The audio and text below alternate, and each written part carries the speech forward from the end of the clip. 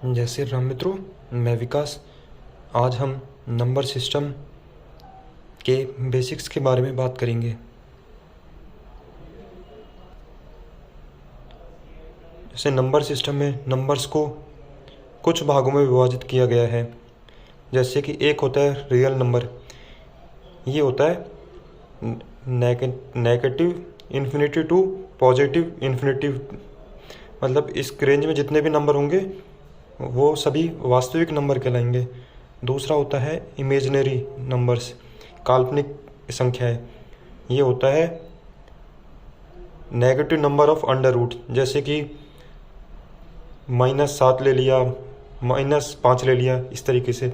और complex number वे number होते हैं जो कि रियल एवं इमेजिनरी नंबर से मिलकर बने होते हैं।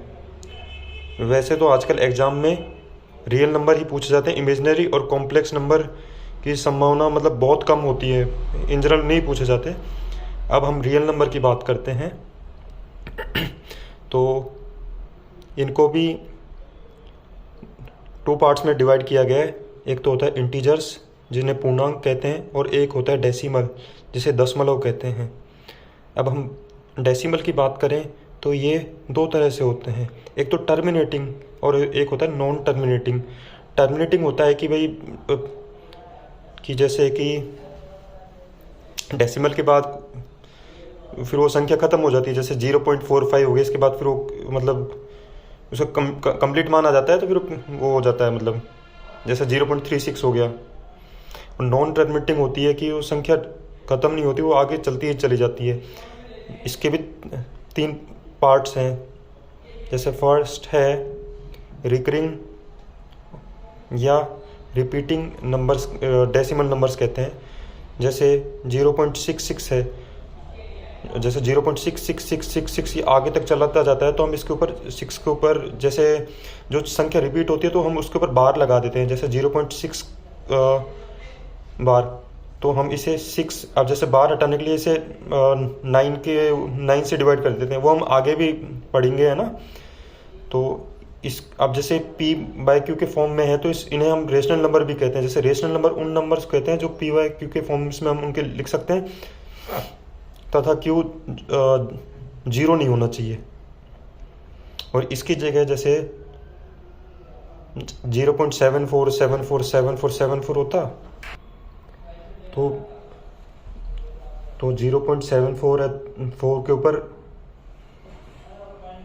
मतलब इसमें 0.74 है तो 74 के ऊपर बार हटाने के लिए बटे 99 कर देते हैं। इस तरह का सी सेट में क्वेश्चन पूछा गया है और आगे भी पूछा जा सकता है। एक होता है नॉन रिपीटिंग, जैसे इसमें 0.58974 जैसे कि हम देख पा रहे हैं एग्जाम्पल, तो इसमें कोई संख्या रिपीट नहीं हो रही, तो उसे हम नॉन रिपीटिंग कह दिया। एक होता है नॉन रिपीटिंग नॉन टर्मिनेटिंग, जैसे हो गया पाई हो गया।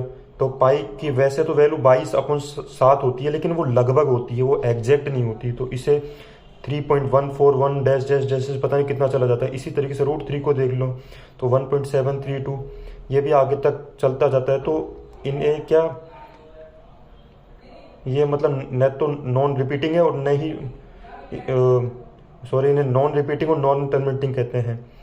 और इन्हें इरेशनल नंबर भी, इन्हें ये अपरिमेय संख्या भी कहते हैं इन्हें, और इन्हें p/q के रूप में नहीं लिख सकते। अब हम इंटीजर्स की बात करें तो जैसे कि इंटीजर्स में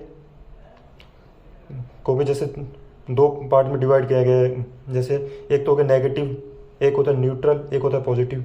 नेगेटिव हो गया कि इनकी वैल्यू होगी -∞ टू -1। एक होता है न्यूट्रल, जैसे 0 जिसे हम 0 कहते हैं, और एक होता है पॉजिटिव इंटीजर 1 टू ∞, 1 से अनंत तक। तो अब जैसे अब बात हम होल नंबर की यहीं पे कर लेते हैं। जैसे 0 से लेकर अनंत तक की सभी संख्याएं होल नंबर कहलाती हैं। अब इसकी ट्रिक ये है, WHO आ रहा है तो इसमें 0 से स्टार्ट हो रही है, तो ये इसकी ट्रिक भी हो गई। अब यहाँ हम नेचुरल नंबर की प्राकृतिक संख्याओं की भी बात कर लेते हैं।